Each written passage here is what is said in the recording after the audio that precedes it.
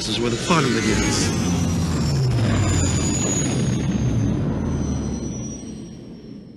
Hey guys, and welcome back to another episode of Star Wars Deep Dive. In today's episode, we will be discussing some theories as to who Grogu called out to with the Force on the planet Tython. But before we get into the possibilities of who these characters may be, let's just take a moment so that we can examine how Grogu's Force call actually works and why this is important. So instead of Grogu's Force call just working like a regular phone call or a broadcast, picture it like an atomic bomb and how it has a blast radius. If you're standing right next to the bomb, the effects will be great, but if you're standing further away, the effects will be less severe.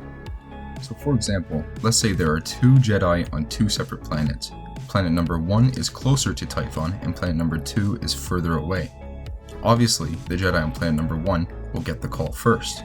So as this Force call travels throughout the galaxy, different Force users will hear it at different times, which could pose a potential threat if a dark side Force user were to hear it before a light side Force user.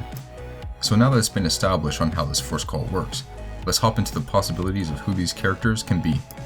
Coming in at number 1, we have the Bendu. Now the theory for this character is personally my favorite, and I'll explain why. Now we don't know much about the character the Bendu, as he's only appeared a handful of times in the TV show Star Wars Rebels, but in his appearances he refers to the dark and the light side of the Force as the Ashla and the Bogan. These titles for the Force are interesting for sure, but I think that there's a greater reason as to why he refers to them like this. You see, on the planet Tython there are two moons, one being the Ashla and the other the Bogan, one light and one dark. Now I don't think that this is any old coincidence as to why the Bendu uses this terminology.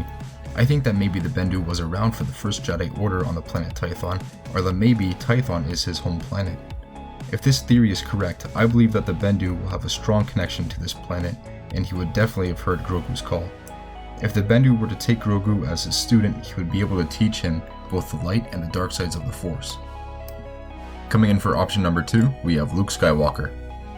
I find this theory the most likely because we know during this time, Luke was searching the galaxy for ancient Jedi temples, relics, and holocrons. To say that Luke was on his way to the planet Tython at the same time that the Mandalorian and Grogu were, well, that's a little far-fetched, but it definitely is possible, so we can't rule it out.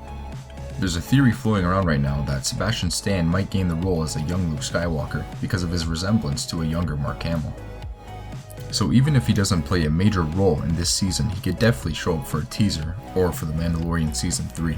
Coming in at possibility number 3, we have Ezra Bridger.